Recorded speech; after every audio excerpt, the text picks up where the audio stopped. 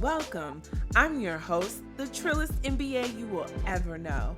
And I'm here to help you survive and thrive in corporate America by giving you the truth and being as real as only I can be. Today's episode was recorded Monday, August 6, 2018. It's the follow-up show to episode 7, Internship Midpoint, Summer Schmoney Moves Part 2. In this episode, we talk about what happens when you don't secure the Summer Schmoney bag and you don't get a full-time offer after your summer internship. I have two special guests joining me for today's episode. First, from episode 7, Internship Midpoint, Summer Schmoney Moves Part 2, I have Jessika Banks back. Jessika is a former intern at the previous blue chip CPG that I actually worked for. She is smart and ambitious, and she is definitely one to watch. Jessika holds her MBA from the University of Alabama. She also holds the most recent title for the National Black MBA Association case competition. She was on the winning team, y'all. She is a go-getter. She's a rock star, and she is for certain ready to take the corporate world by storm. I was fortunate enough to meet Jessika at the National Black MBA Conference, where we recruited her for our MBA summer internship program. My second guest is someone I'm proud to call my friend. Nicaila Matthews Akome is the host of the Side Hustle Pro podcast, the first and only podcast to spotlight bold Black women entrepreneurs who have scaled from side hustle to profitable business. Launched in 2016, the podcast has been named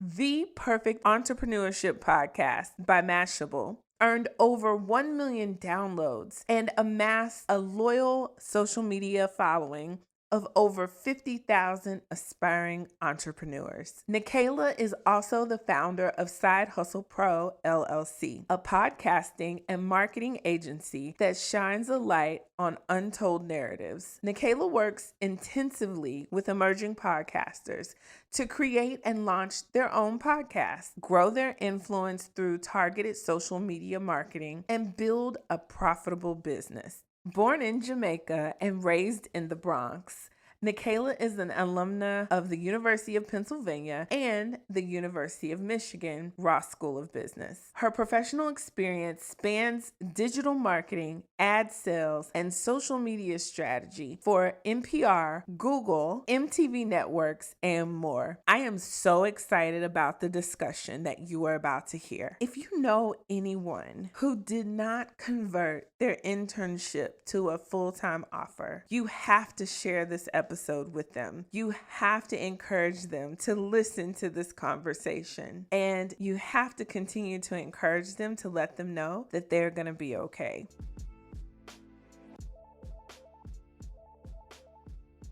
This call is being recorded. Hello. Hey, Nicaila. Hey.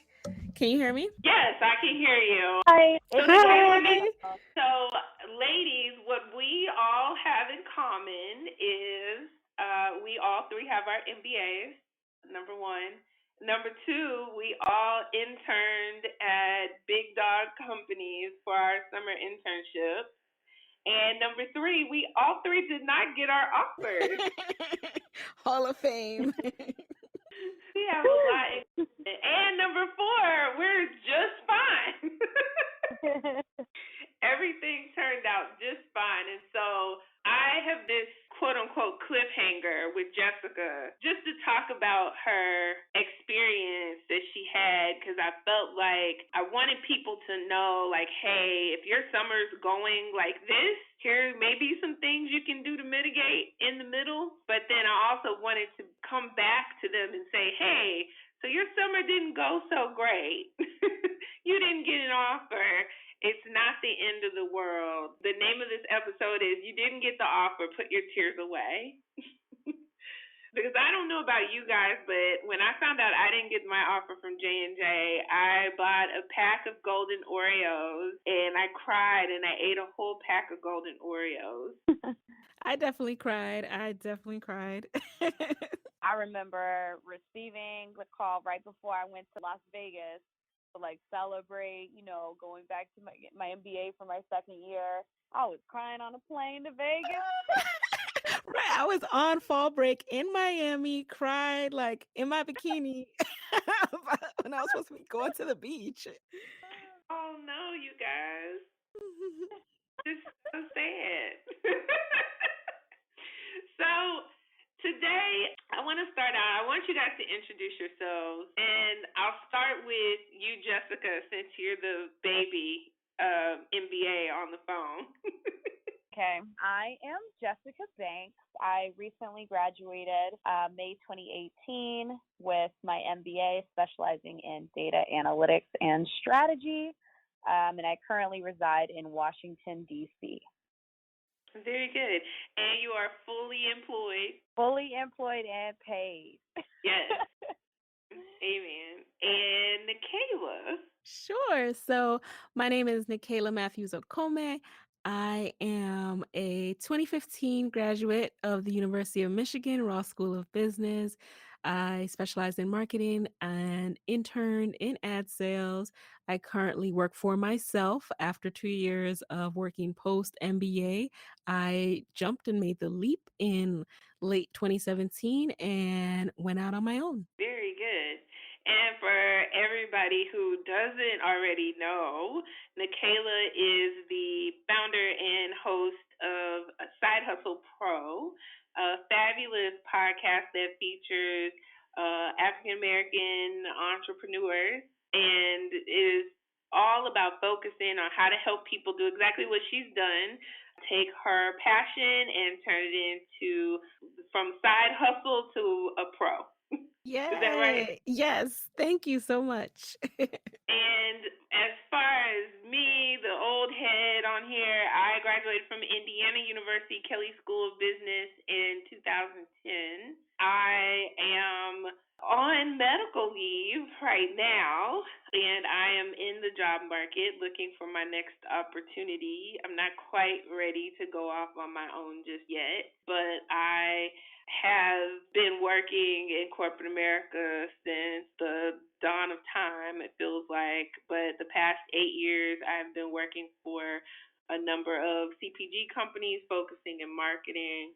And the reason why I wanted to do this podcast is that I wanted people to know the real truth about this process and these jobs and this whole MBA. And I want people to understand that you're going to have ups and downs. Sometimes you're going to get jobs. Sometimes you're going to get downsized. Sometimes life is just not going to go the way you wanted. However, I've never seen anybody stay down flat on their face at all. And I know that a particular time for a lot of people is after their internship, and you've put your heart and soul into this 10 to 12 weeks of your life trying to get this coveted full-time offer for when you graduate and come back. And what a lot of people don't realize is the majority of people don't get offers. Did you guys know that? Yeah. I Well, think now we I do. think so. Yeah, I can't remember if I knew that at the time, but it makes sense. And it doesn't feel like that though at the time. It feels like everybody has a job. Because a lot of people are lying and That too. fronting. Right. A lot of people are lying. A lot of people are not being honest about what's happening with them because, everybody's trying to save face and play this game. And I remember I interned at Johnson & Johnson in their healthcare division, and I didn't have a manager my summer. Like, my manager, the person who was supposed to be my manager, ended up leaving the company. And so then I had like this woman who was the sweetest person ever. I love her to death. But she just didn't have the same clout as some of the other managers because she was in insight and I was in a marketing role. And so I was dotted line to a ABM, and I had this director of insights who was still doing insights work. Managing me was an opportunity for her. So, of course, the that doesn't set you up as well as you could be set up if you had, the manager who, this is what they do and this is how, they get it where they live it. And they're in those meetings and they're fighting for you and they're fighting for their interns. So these internships go all kinds of sideways. But what I want to talk to you guys first, I want you to walk us through, because what I'm hoping is that people who are going to be getting internships at some point, that they get to hear this before they get their internship. So first, I want you guys to walk us through, how did you get your internship and what made you decide to pick that company and that role? Like, what was some of your thought process at the time in hindsight? Sure, I can go first. Okay. So I got my internship. I am a part of the Consortium for Graduate Study in Management, CGSM. For those of you who don't know, it's an organization devoted to increasing the representation of underrepresented minorities in higher education and in MBA programs. So I'm part of that, and they host an annual what's called orientation program in the summer before you go to business school. And a part of that orientation is this big career fair where all of these major brands that will eventually come on campus are pre-recruiting. They're getting their first stab at the fresh MBAs who, will be hot talent next summer. And the great thing about it is that you get a first dib on internships. But the bad thing is that you aren't always as prepared because you haven't been in school yet in the recruiting cycle. But anyway, I was fortunate enough, after going through a few, rejections and a few blunders, to land an internship with Google through the orientation program the summer before I started at Ross. So that's where I got the internship. And I was really looking for marketing roles. I went to Michigan specifically for marketing, and at the time I was interested in potentially doing brand management. But when Google came along, I actually interviewed for marketing and ad sales, and for whatever reason was picked for ad sales rather than marketing. So at that point, I had to choose, do I want to do this ad sales role, which I wasn't too thrilled about ad sales. However, I knew that being on the cusp of digital media, online marketing would still be very, very relevant to everything I wanted to do. So that's why I ultimately said yes. Wow. So, Jessika, what about you? How did you get your internship? So I actually got my internship. I guess my path starts a couple of years back, in that I had known about the company, which was, really a major runner in CPG industry for quite some time. So because, I had family members who had been working for the company, and I also had already interned in the sales capacity, had been offered a job upon graduation from undergrad, but decided, I'm going to go ahead and take this full ride to go ahead and get my master's, take advantage of it. And so I didn't end up taking that sales job, and instead went forth into my first year of the MBA program at the University of Alabama. Upon going into that first year, I made sure that I was really involved in terms of extracurriculars outside of my coursework and my graduate assistantship. And I spent countless hours each semester doing contract work within consulting for a variety of different companies. And one of the competitions in which we attended was through the National Black MBA Association. So like Consortium, this is also another major organization that focuses on networking and job opportunities for minority business leaders. And they host one of the largest conventions and job kind of forums for individuals that are seeking internships as well as full-time job opportunities after graduating with their MBAs. And after attending that convention, I quite literally was passing by this major corporation's booth, and obviously I'm very keen to it. Went right up there with my resume. I said, I've already interned for y'all in the past, so what type of opportunities are available for me, now that I'm at the MBA level? And I knew at the time of completing my undergrad coursework and having interned within the sales function, I knew I wanted to be more creative, more strategic in how I was leading, business kind of goals for an organization. And so I thought that marketing was a great aspect of that that I could hone in on. And so that's where I came to marketing for this major CPG firm and applied and interviewed literally the next day. Pretty long interviews, but that's how I came about this company, was through the National Black MBA Association. Let me ask you guys this. In hindsight, what did you learn from your summer? Like, what would you tell incoming first years to do differently?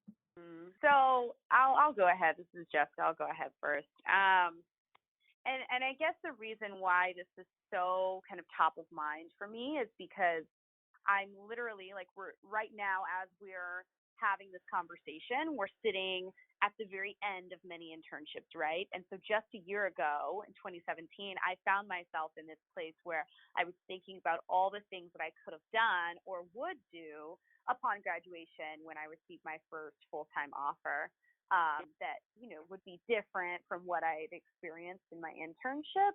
And so one of the things that I would recommend someone, if they're looking for, like, first day of their brand new internship, is to understand your project goals and get clarity on that, and eliminate as much ambiguity as possible by networking with, like, crucial champions throughout your internship process, and not just people that are, like, cheering you on, rah rah, like, you've got this, but people who actually have a say in whether or not you get the full-time offer. I would agree with that, and definitely about the clarity piece. I think the biggest thing that you'll have as an intern is that project, right? Everyone has a summer project, and as much clarity as you can get on that is, as much clarity as you can get is really helpful. But also finding someone who'll give you the real deal, and that's hard to find, like someone who will kind of break down the corporate culture a little bit, because as you're trying to figure out this project, right? It's a real project. You have to hunt down information and research.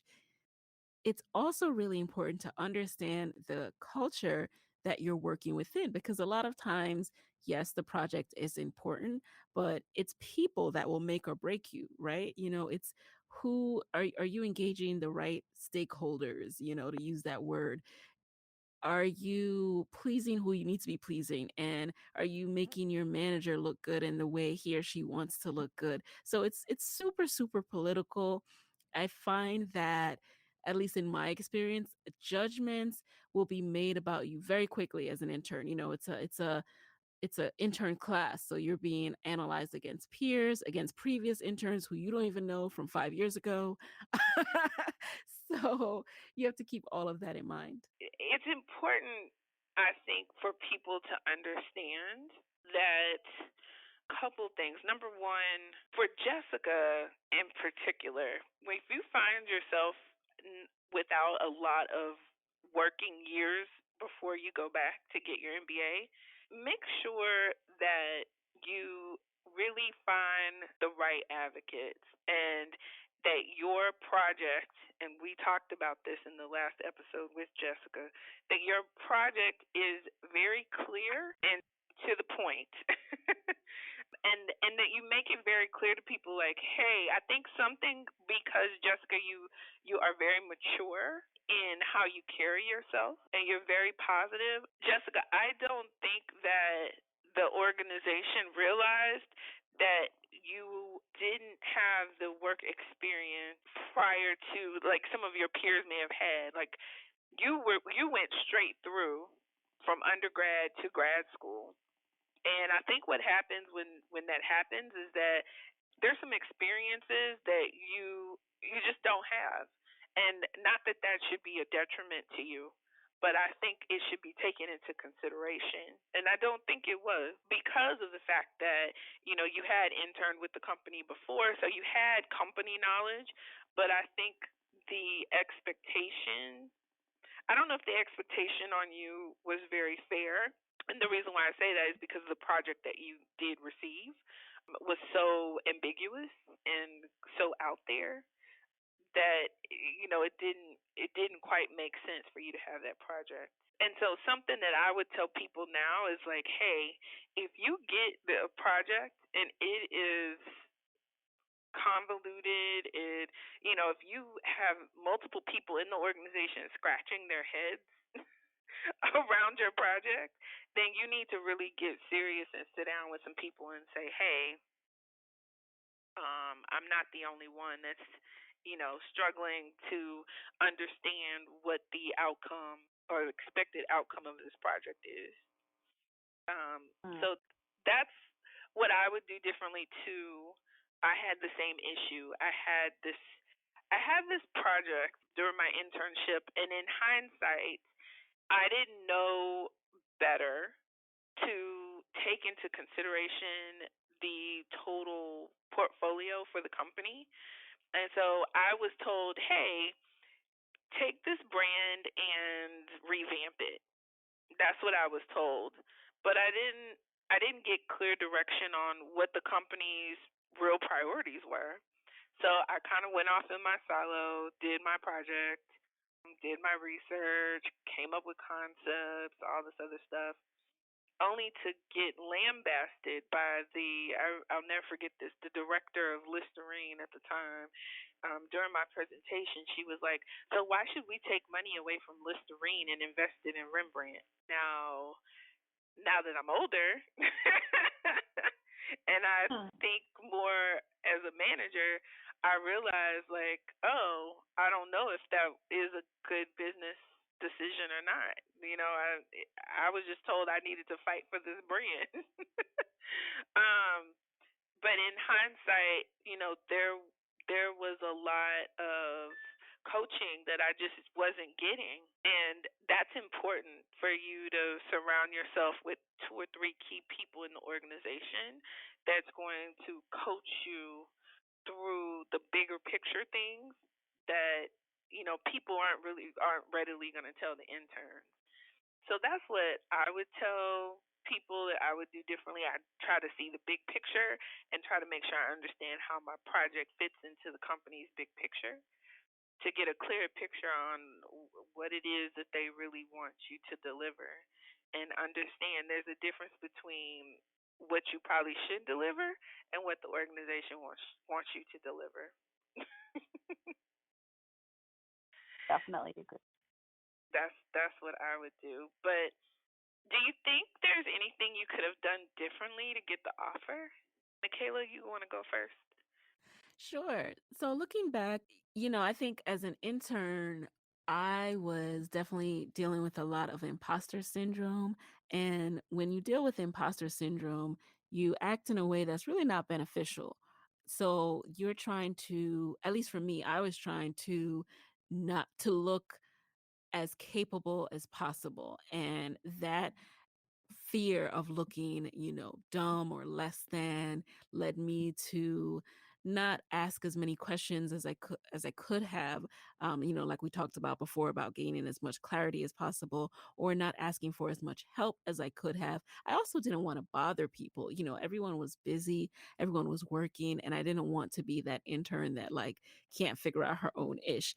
And all of those feelings are, in hindsight, when I look back, they're just ridiculous because I'm only there for 10 weeks. Of course, I need help. Of course, I need to lean on people heavily who work there full time. And so if I was to go back in time, I would have that mentality of like, listen, I'm only here for 10 weeks. I got to do what I got to do, being respectful, of course, but just being way more proactive and aggressive about getting answers. That said, I had a project that it was kind of one of I would think of it was more like an idealistic project, a project of, well, let's see, what the intern comes up with, because this is something we still haven't been able to figure it out. Even to this day, I know for a fact this is an ongoing thing. This is not something that can be figured out in one summer. So I almost sometimes look back and wonder what was the purpose of my project. Not what was the purpose, but how could success truly be measured with that project? Yeah. I would definitely echo that. Looking back, I would definitely say that I could have also been more aggressive, and I have learned like to stop being this like demure, inexperienced person on the inside.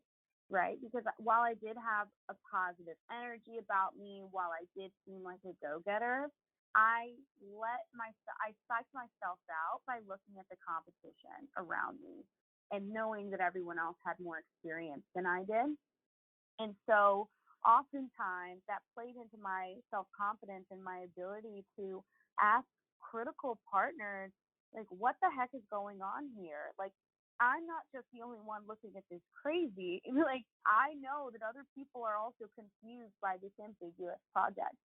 So I definitely would have liked to trust my gut more because from the beginning, I knew something was off.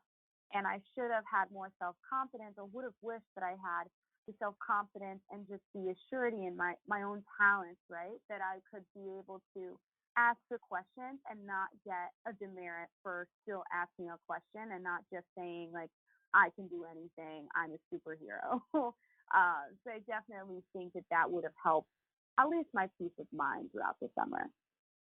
Yeah, I think one thing we all fall prey to as employees of color is the idea that if we ask for help, it may seem like we're incompetent or we're lacking something. And that's the last thing you want to come across as. And so it's like a catch 22 or double edged sword. It's like you really need to ask for help. And I've fallen prey to this so many times, you guys. In my own internship, I needed to ask for help and I didn't until like it was too late. I think you know, what I would tell people, to as they go into their internship is just be the person of a million questions. And no question is too dumb. Really work to find those advocates, those people who like brought you into the organization, people who went to your same school, or people who really see your potential and they want the best for you. Stay close to those people during your 10 or 12 weeks and ask just the dumbest questions that you can think of that need to be asked, and don't be afraid or ashamed to ask, because a lot of times the questions are not dumb, they're really good questions. We're just afraid to come off as lacking knowledge or intelligence or what have you. But what do they say? Pride goeth before the fall. So don't do that. So the biggest takeaway I want people to have from this episode, though, is that you will land where you are supposed to land. So I want to take you guys back to that dark day when you found out you didn't get the offer. What did you do in those next 24 hours? Do you guys remember? Oh, yes. So yeah, that dark day, I remember the torture of actually waiting to hear whether or not I got the offer or not. And for some reason, that summer, it was like a really drawn out process where I didn't hear back. And a lot of people, it wasn't just me. So the day, I definitely remember clearly the day I heard back from my internship. It was a long awaited call because for some reason that summer, a lot of us, I guess they were just struggling to figure out where they were placing people. So I didn't end up hearing back from them till October. And my internship ended in August. So That is by a long time. that was torture.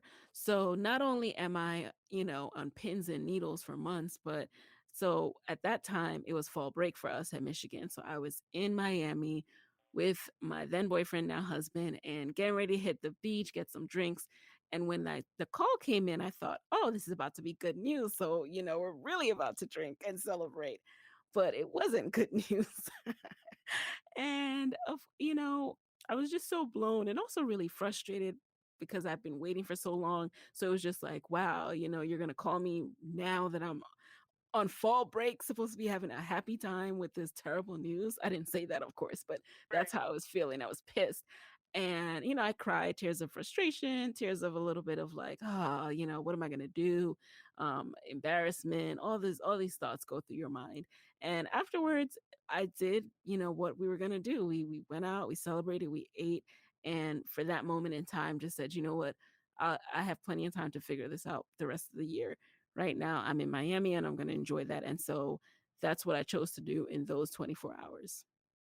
Well, I'm glad you were somewhere where you were with your now husband. Yes, I'm so And glad he was there. yes, and that listen, look at you now. What does Happy Chris he's Brown doing say? He's getting paper. Look at me now. Listen, I've learned these jobs are truly it's like dating. What one won't do for you, another one will. Another one will come along. It's like boyfriends and buses. Like this, just wait 5 minutes. Another one comes right along. And so I'm glad that you didn't wallow in it and that you were somewhere happy with happy people and know that it's not the end of the world because it feels like it. Like you just feel so horrible. And I don't know why you feel so horrible, but I know I did. I know, right? Like looking back, it's almost like comical. It's like, girl, why were you so dramatic? But at the time, it feels like the end of the world because you're in a bubble. Business Yeah. school is this bubble. And by October, people had already gotten offers. And so you just feel like, oh wow, I'm the only one who Now didn't get an offer. the crazy thing about waiting until October to hear is that National Black was over at that point. Right, right. So that would have really, I would have been pissed. But did you go to National Black at all, or you just? No, I didn't go to National Black. And you know what it was too, Felicia? So I was never someone who fit in the typical business school boxes. So it was really hard for me having gone through OP and realizing that I didn't fit in these boxes or wasn't interested in a lot of these roles. It was really hard for me to do the typical recruiting process. So I didn't go through the typical recruiting process because I realized early on that look, I'm interested in marketing, but I'm interested in social media, digital marketing, and these Okay, companies, that's not what they're doing. They right. What they're doing is very important, and it is very important. I do see why people go through that route of being a brand manager, assistant brand manager, what have you. But what about these Facebook analytics though? Right. Everything I'm using in my company now, I wanted to continue to learn that. And so I needed a job that was focused on online marketing. And as such, I had to look for roles outside off campus recruiting. Okay. Which that that's actually a good thing. I'm telling you now. I was looking at a role with a company today, and I got an email from the recruiter saying, "Hey, we just want to understand, how much experience do you have with digital marketing?" And with what I do as a brand manager, that is still relatively new to this discipline, right? Like it now becomes a part of your 360 tactics that you execute when you execute a marketing campaign. And so I had to explain that, that's in there. I do have the experience, but it's important, the things that seem far fetched today or yesterday are important today. And so you just don't want to leave any stone unturned. And when the cool thing is, Nikayla, you knew what you wanted to do. A lot of people don't know what they want to do, but you knew what you wanted to do, and I commend you for sticking to your guns and sticking in that lane of your interest because there's a lot of people coming at you. There's a lot of people telling you, well, hey, you could do this, or what about this, or what about our company, and pulling at you, and it gets enticing. You start getting a little bit of FOMO. Right. Oh, I had a lot of FOMO, and you're giving me way too much credit because yes, I knew what I didn't want to do, but I didn't really know what I wanted to do. I wasn't quite sure what role would encapsulate it. And at the end of the day, the reality was there was no role. That's why I ended up having to create my own role now. But there are things you can learn from companies. And what I ultimately found out was I needed to go to a company that could fine tune skills that I wanted to use for my eventual business. But I didn't know what I wanted to do. I just knew what I didn't want to do, which was helpful. I knew I didn't Right. want to, work on marketing campaigns for, whatever. I'm not Oh gonna no.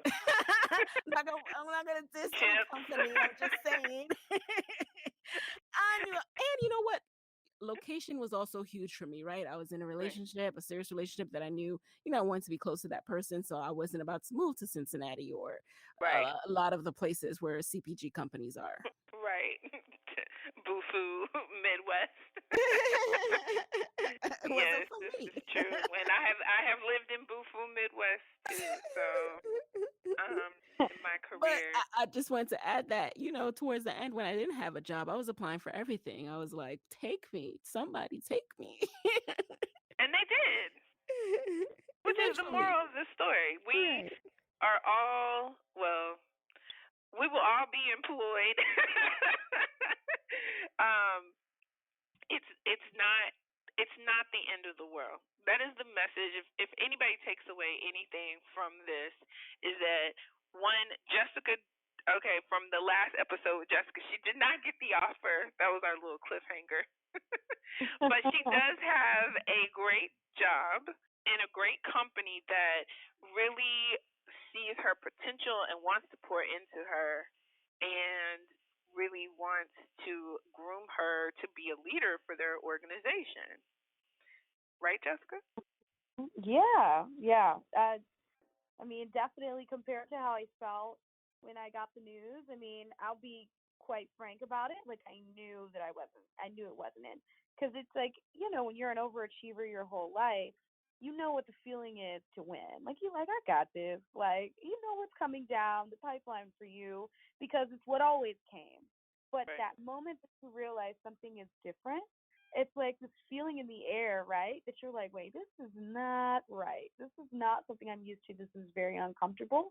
That's how I felt all summer. And there was something inside of me. I mean, and I guess that this is also helpful advice. I mean, and I think you pull on your devices, which really are like guides for you in your life. For me, that meant really getting in touch with like my inner self and spirituality and understanding what is right for me is right for me. And if it's not granted to me, then that means that it wasn't meant for my life at this time.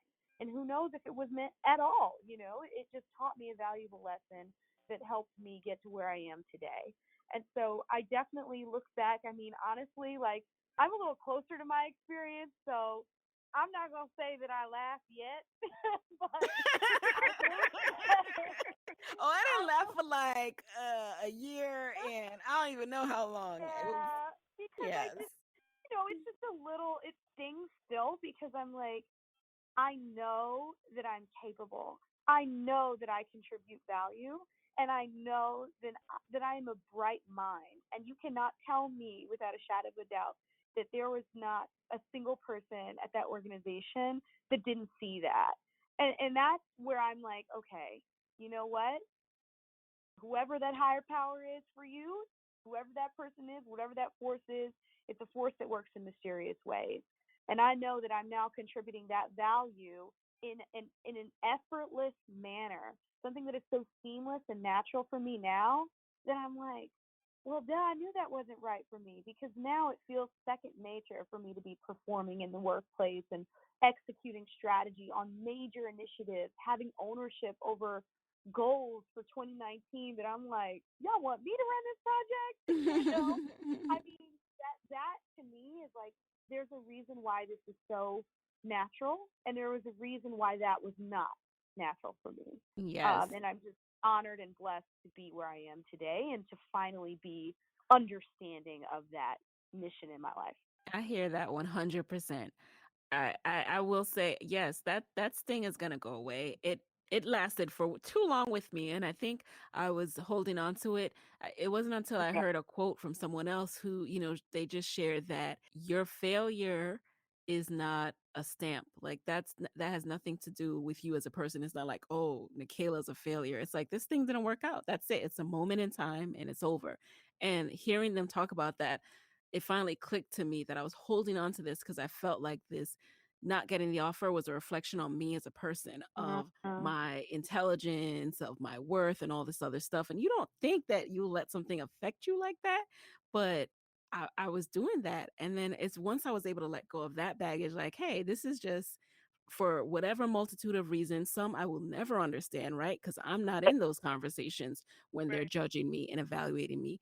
So some I will never understand. It just didn't work out. But I also believe in the higher power. And for me, that's God. And I 100% believe that I was not meant to get that offer, because if I had gotten Mhm. that offer, I would not be doing what I'm doing today. Like it's impossible. So I ultimately believe that it was just meant to happen that way because it changed me as a person for the better. Yeah, I definitely feel like it was a Shark Tank experience. And I'm always thinking back, I'm like, I have to remind myself that I am no longer in an internship. Like, I don't leave next week. Like, I'm still here in DC, like, working and going into the office. And it's like, Jessica, I have to tell myself, like, every single day when I'm going in and working on projects, I'm like, okay, gotta get home, gotta race home so that I can just get on my laptop and then work through the night. And I'm like, wait, that's what I used to have to do when I was constantly proving myself and proving my worth in a situation where people, I think, already had a misconception, or some type of perception formed around me and my work experiences. And so I had to overcompensate. This now is a marathon. This is not a sprint. This is the rest of my life. This is my career. And I need to, find my groove, like run at a steady pace so that I can keep on upping myself and my own expectations and not trying to overcompensate for how low someone else's expectations are for me. So I don't know. You guys, I'm I'm telling you, like, we are on the back end of somebody's experience, and I'm hoping that come, the next couple weeks, that this makes it around the circuit of, you know, just freshly ended internships, and before they start to get the news of whether or not they got their offers or not, and that they really, take the 24 hours to mourn the loss of the internship, because I think that's important to get it And I'm out. sorry, Felicia, I gotta step in. And if you tell yourself that you're gonna cry one tear and that is it, and you're never crying over them again, it's okay if that tear is it. But it is also okay if 5 months later you're still applying for jobs and you got 50 saved searches in LinkedIn and you're crying again, because it may happen. But that doesn't mean you need to be hard on yourself about it, because that definitely Exactly. happened to me. Exactly. And it's a process. It's all a process. And I think what's hardest is that you feel like this process is a reflection on your capability. And it's not. Most of the you getting an internship or not is a reflection on what's happening in that organization. It's a reflection on who who your manager is, um, what their likability in the organization is, if people are being honest with you about information, about how the behind the scenes wheels are turning and working in the organization. Some people are just set up better in their internships than others, and it's okay either way. Your job as somebody who has an internship for your summer, your job is to get as much knowledge and as much experience out of the opportunity as you can, and to have good strong nuggets to talk to when you're looking at other full-time opportunities, because even if you get an offer, you should still be interviewing and looking at other opportunities. You should not just be happy, settle, take the offer. You need to make sure you understand what your worth in the market is. And the only way you do that is by entertaining other companies.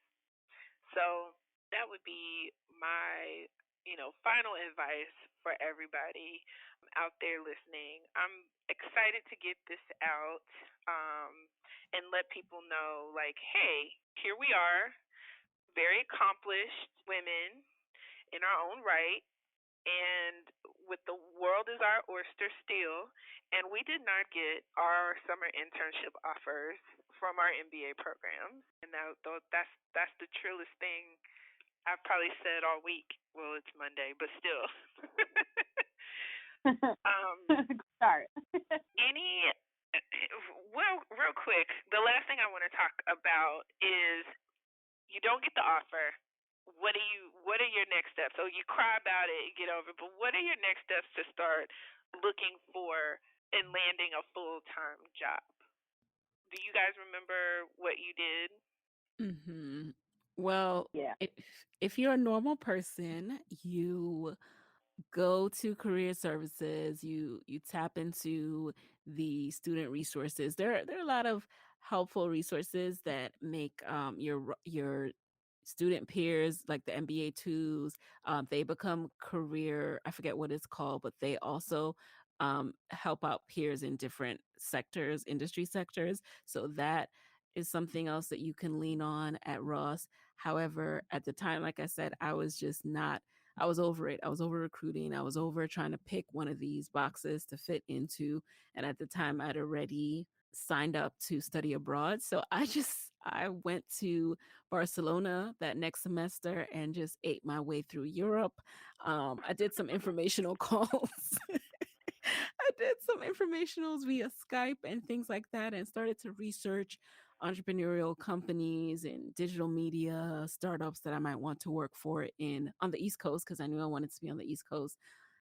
So that's what I spent my next semester doing. And then when I got back to school, hit the ground running, applying for more just in time opportunities, as they call them in business school. Why we have all this jargon. But anyway, looking to apply to companies that were still hiring for MBA roles.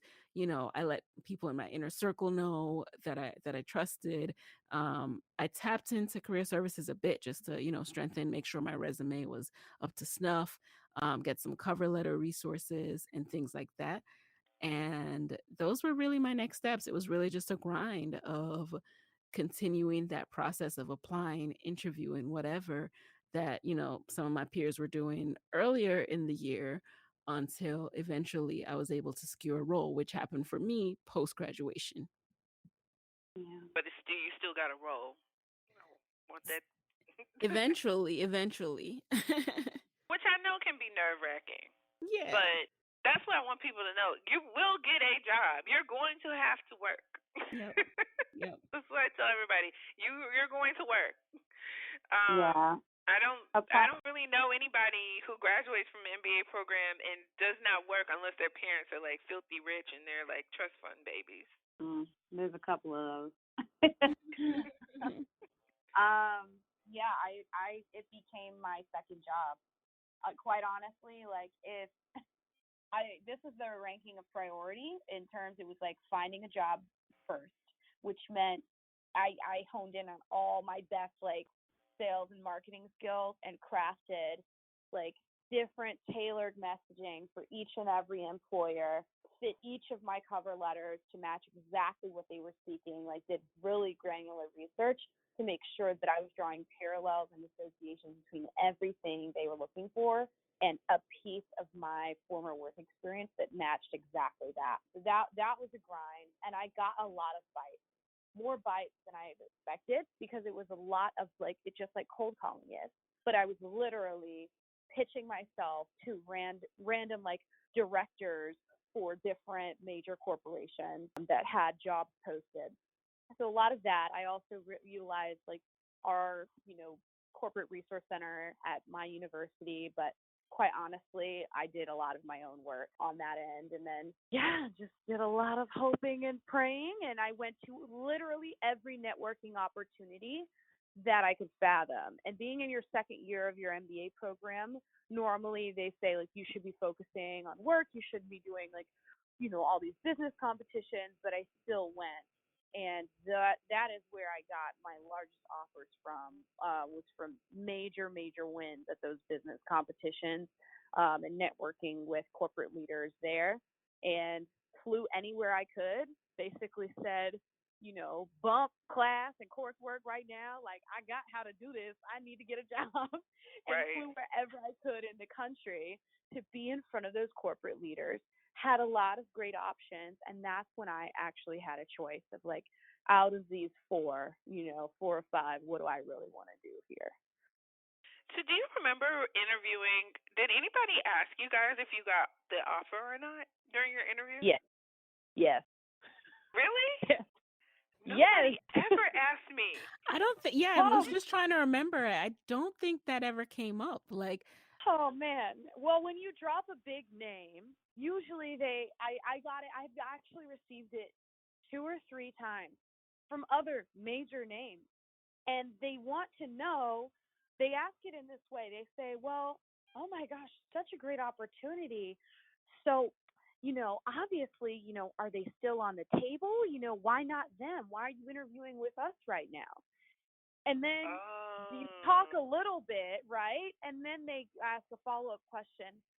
Oh, so did you receive the offer or no? Like, that's how it leads into, you've got to be quite frank with them, and you've got to take hold of the conversation at that point and steer it in your favor. So, and you can still be ambiguous of whether or not you got the offer. You just need to take ownership of, in this stage of my life, I wanted to make a pivot, and I knew that I didn't want to be, in CPG anymore. I wanted to go to something with more long-term fulfillment opportunities and growth, IT, fintech, etc., and then shift the entire conversation and ask them a question to make them leave that alone.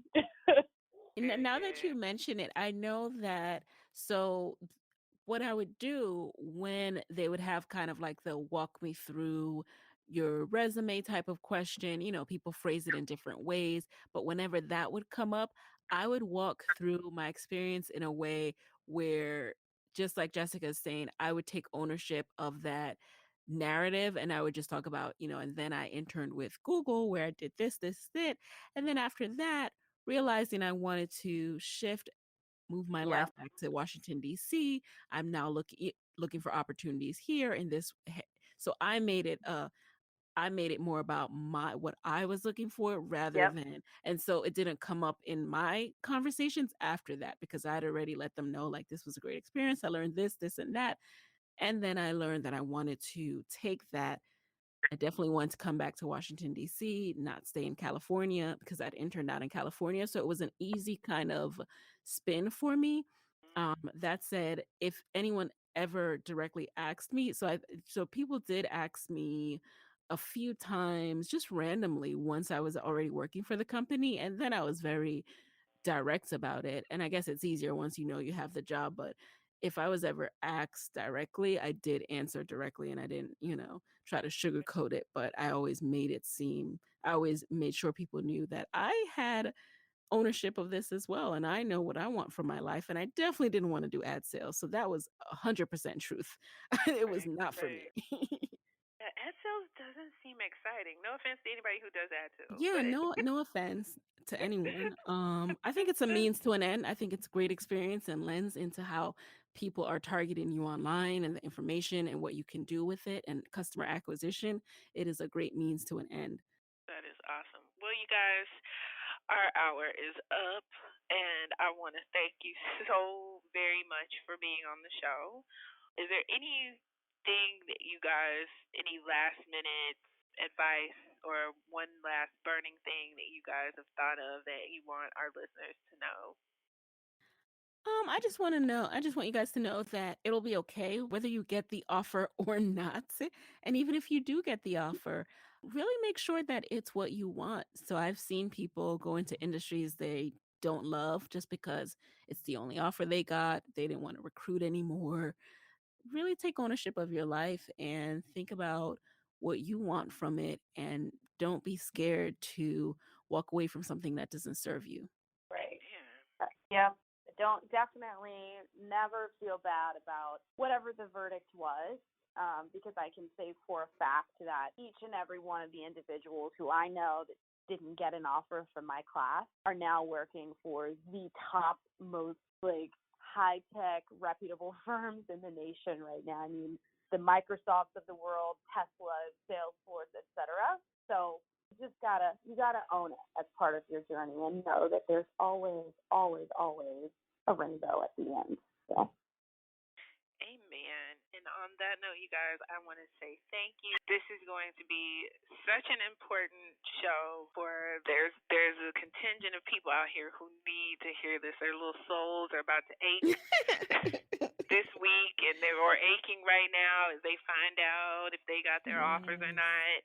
And they're going to be lost and confused. But definitely I want to put together like a one-page guide for people who are, coming back and they don't know what they're like, oh my God, what am I going to do now? And it's very simple. You start hitting the pavement, right? Like you said, Jessica, I wasn't worried about class. I already know how to do class. I swear to God, I was gone the vast majority of my first semester, second year. I was flying all over the country interviewing.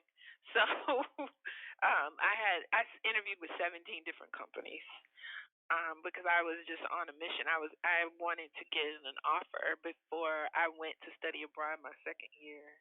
And once you put your mind to it and you're like, I want this kind of job. I know I want to do this type of work. This is what I learned from my summer internship. You go forth and you do your due diligence, and I guarantee you, if you stay the course, you will land some great opportunities, some great offers from companies that you might not even had considered before. So I think there's a blessing behind getting a no sometimes. And I hope that this is one of those times where you can wipe your tears away and say, okay, there's going to be a blessing that comes out of this. I just can't see it today. And trust us, we've been there. So we're here to tell you today that you not getting that offer is still a blessing. Count it all joy. So on that note, you guys, I want everybody to keep it trill. Until next week, we will talk to you soon. All right. Thanks for having us. Thank you. Thank you guys so much.